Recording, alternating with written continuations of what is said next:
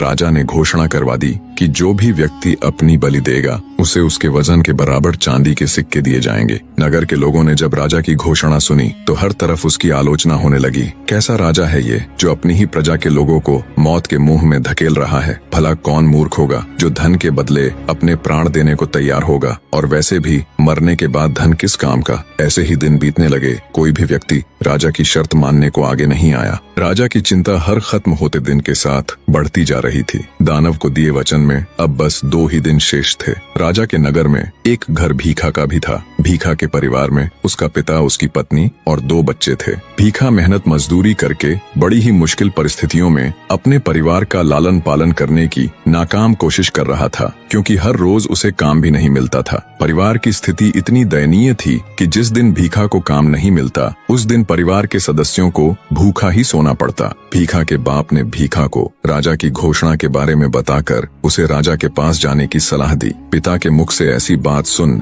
भीखा का हृदय मारे दुख के छलनी हो गया, पर बेचारा करता भी तो क्या। वो पिता की बात से सहमत हो गया और अत्यंत भारी हृदय से राजा के पास चला जाता है और कहता है, मैं उस दानव के पास जाने के लिए तैयार हूँ। भीखा की बात सुन राजा को कुछ शांति मिली। सिपाहियों की निगरानी में भीखा को दानव के पास जाने के लिए विदा कर दिया जाता है। बेचारा भीखा चलता जाता और सोचता जाता। चलते चलते अचानक वो जोर जोर से हंसने लगा और फिर रोने। फिर कुछ सोचकर वो दृढ़ निश्चय कर उस दानव के पास जाता है। भूख से तिलमिला रहे दानव ने उसे देखा तो तुरंत उस पर झपट पड़ा, पर दानव जब उस पर झपटा तो वो फुर्ती से एक और हट गया और मौका देख निगरानी के लिए आए हुए एक सैनिक के भाले को ले तेजी से उस दानव के ऊपर वार किया। दानव इसके लिए बिल्कुल भी तैयार नहीं था। जैसे ही उसे भाला लगा वो घायल हो गिर पड़ा। घायल पड़े दानव पर भीखा एक के बाद एक तब तक वार करता गया जब तक उसका दम नहीं निकल गया। इतनी कहानी कह दैत्य दंभिकासुर राजा विक्रमादित्य से बोला,